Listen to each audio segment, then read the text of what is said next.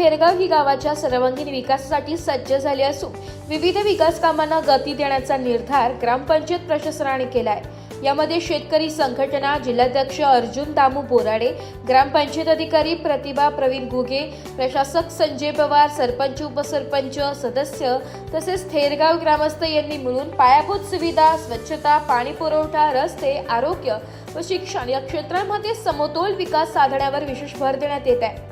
गावातील अंतर्गत रस्त्यांची दुरुस्ती व मजबूतीकरण, नाल्यांची स्वच्छता, सार्वजनिक ठिकाणी एलईडी पथदिवे बसविणे, नियमित पाणी पुरवठा योजना आणि कचरा व्यवस्थापन व्यवस्था अधिक सक्षम करण्यासाठी उपाययोजना राबवण्यात येत आहेत। तसेच गाव स्वच्छ व सुंदर ठेवण्यासाठी लोकसहभागातून स्वच्छता मोहिमा राबवण्याचे नियोजन आहे।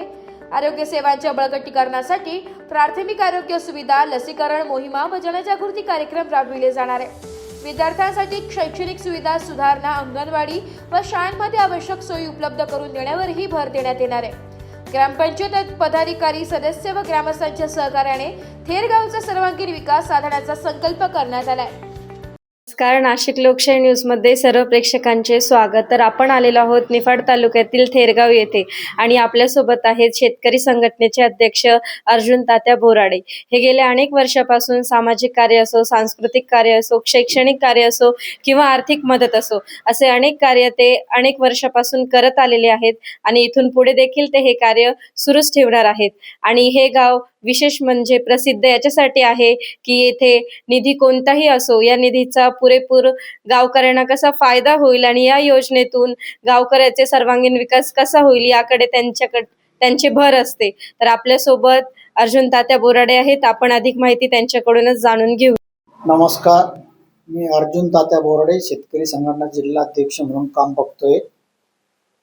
80 सालापासून शेतकरी संघटनेचं काम बघतोय।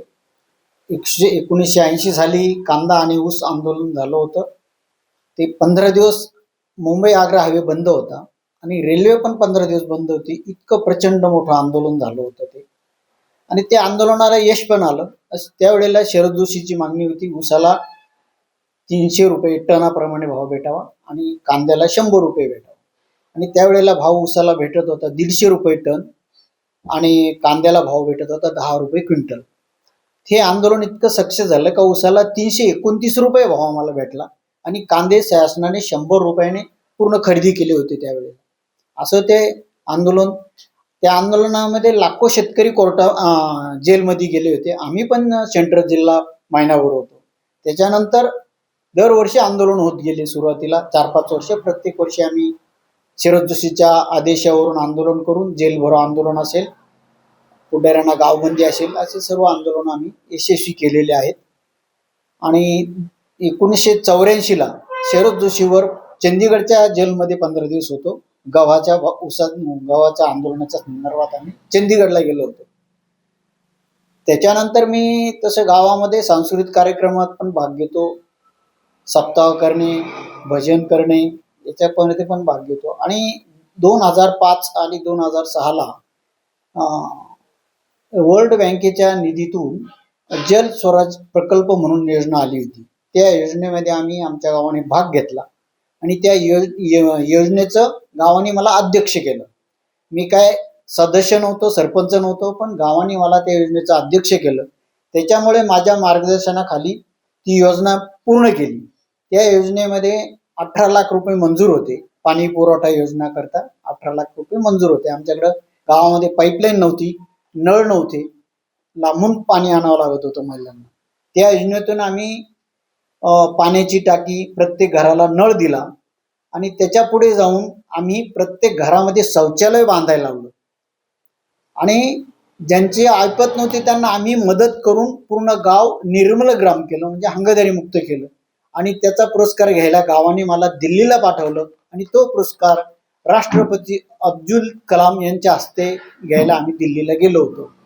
नंतर आता त्याच्यानंतर 2023 ला RR आवा सुंदर गाव, त्या योजनेत पण आम्ही भाग घेतला होता। त्याच्यात पण आम्हाला 30 लाखाचं बक्षीस भेटलं होतं। आणि आता अभियान चालू आहे, मुख्यता अभियान, त्याच्यामध्ये पण आम्ही भाग घेतलेला आहे। त्याची पण आमची तयारी जोरात चालू आहे। प्रकल्पामध्ये आम्हाला 18 लाख रुपये मंजूर होते पाणी पुरवठ्याच्या योजनेकरता. तर त्याच्यातून आम्ही 15 लाखात योजना पूर्ण करून 3 लाख रुपये शिल्लक ठेवले होते आणि त्या 3 लाखामध्ये आम्ही जिल्हा परिषदेची परवानगी घेऊन जी आमची विहीर पाणी पुरवठ्याची होती ती छोटी होती, तिचा 20 फुटाचा व्यास करून ती पूर्ण तिला बांगडी वगैरे टाकून ते काम पूर्ण केलं. तर आत्ताच आपल्याला सरांनी माहिती दिलेली आहे. तर या गावाला अनेक पुरस्कार देखील मिळालेले आहेत आणि आत्ताच आपण बघितले की 17 सप्टेंबर ते 31 डिसेंबर पर्यंत चालू असलेली समृद्ध पंचायत राज अभियानाअंतर्गत जी कामे आता व्हायला पाहिजे ती कामे आधीपासूनच थेरगावने केलेली आहे आणि थेरगावचा सर्वांगीण विकास देखील होत आहे. तसेच माननीय ओमकार पवार साहेबांनी 20 दिवसांपूर्वी जे सांगितले आहे की लोकवर्गणीमधून आपल्याला जी अभ्यासिका उभारायची आहे ती अभ्यासिका देखील थेरगावमध्ये आधीपासूनच बनवलेली आहे. तसाच तर या योजनेअंतर्गत अनेक कामे मार्गी लागत आहेत आणि या गावचा सर्वांगीण विकास होईल यात काही शंका नाही आणि असेच विविध योजना या गावाला देखील पूर्णपणे विकास करतील. तर या गावाला अनेक पुरस्कार मिळालेले आहेत. तर या पुरस्कार मिळण्यामागे त्यांनी अनेक कामे मार्गी लावलेली आहेत. त्याबद्दलच अधिक माहिती आपण बोराडे साहेबांकडनं जाणून घेऊया. 21, 22 आणि 23 मध्ये आम्हाला जे पुरस्काराची रक्कम भेटली त्या रकमेतून आम्ही जो पाणी पुरवठा आहे गावातला ते सौर ऊर्जेवर तो पाणी पुरवठा चालू केलेला आहे. ग्रामपंचायतला सौर ऊर्जा चालू केलेली आहे, अंगणवाडीला सौर ऊर्जा बसवली, शाळेत पण सौर ऊर्जा बसवली आणि जे वस्तीवर लोक राहतात त्यांना सौर ऊर्जेचे लाईट लावून दिलेले आहेत आणि ग्रामपंचायतकरता गावाकरता घंटागाडी पण घेतलेली आहे. असे गावाकरता आम्ही त्याचा उपयोग केलेला आहे. तसेच आपल्यासोबत थेरगावच्या ग्रामपंचायत अधिकारी प्रतिभाताई घुगे आहेत. तर आपण त्यांच्याकडून जाणून घेऊया समृद्ध पंचायत राज अभियानाअंतर्गत आता शेवटच्या टप्प्यात असलेली कामांची माहिती. तर मी प्रतिभा घुगे.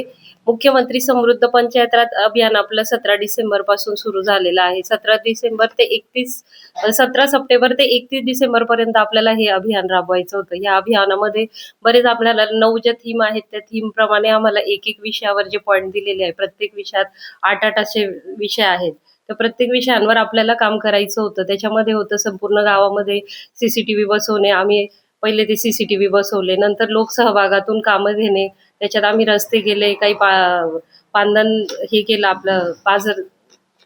लोकसहभागातून आम्हाला काही कामं करायचे होते. लोकांच्या सहभागातून आम्ही काही जे रस्ते होते गावातील ते रस्ते केले, नंतर वनराई बंधारा केला आणि अजून आम्हाला लोकवर्गणी जमा करायची होती 2 लाख. लोकसंख्येच्या याच्याप्रमाणे आम्हाला 2 लाखाचं वरूनच टार्गेट दिलं गेलं होतं की गावाच्या लोकसंख्येप्रमाणे 2 लाख आपल्याला लोकवर्गणी जमा करायची आहे. त्याप्रमाणे आम्ही लोकवर्गणी पण आमचं बऱ्यापैकी जमा करणं काम चालू आहे.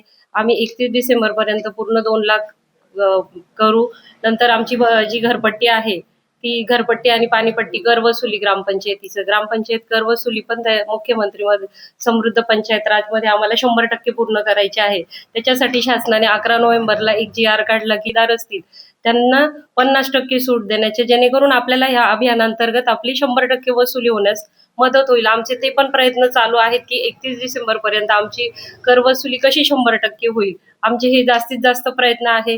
लोकवर्गणी पण आम्ही पूर्ण 2 लाख करण्याचा प्रयत्न करतो आहे आणि ह्या लोकवर्गणीतून पण आम्हाला काय कामं घ्यायची ते शाळेमध्ये जी रंगरंगोटी आहे ते दुरुस्तीचं काम चालू आहे. गावात लोकसहभागातून पुन्हा आम्ही एका ठिकाणी जी एक खासगी जागा आहे तिथे सर्व लोकांच्या याच्याने ग्रामसभेत आम्ही ठराव केला होता की त्या याच्यामध्ये आपण एक बाग बगीचा करू, एखादं असं नाना नानी पार्क सारखं, म्हणजे जेणेकरून लोकांना संध्याकाळच्या वेळेस तिथे बसता येईल. म्हणून आम्ही तिथे गार्डनचंही काम आमचं येत्या 2 ते 3 दिवसात पूर्ण होणार आहे. नंतर संपूर्ण लोकसहभागातून आम्ही गावाची स्वच्छता केली. गावात संपूर्ण ज्या ज्या ठिकाणी घाण होती तिथे सगळं साफसफाई स्वच्छता करून घेतली.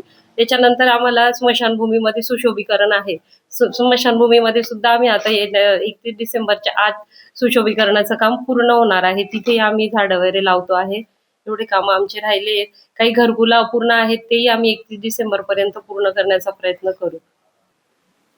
तर आत्ताच आपण शेतकरी संघटनेचे अध्यक्ष, ग्रामपंचायत अधिकारी, सरपंच, उपसरपंच, सदस्य व सर्व नागरिकांनी मिळून थेरगावचा सर्वांगीण विकास कशा पद्धतीने करणार आहेत याची माहिती मिळालेली आहे आणि नक्कीच थेरगावचा सर्वांगीण विकास झाल्याशिवाय राहणार नाही. तसेच नाशिक लोकशाही न्यूजला माहिती दिल्याबद्दल सर्वांचे धन्यवाद. ब्युरो रिपोर्ट, नाशिक लोकशाही न्यूज, नाशिक.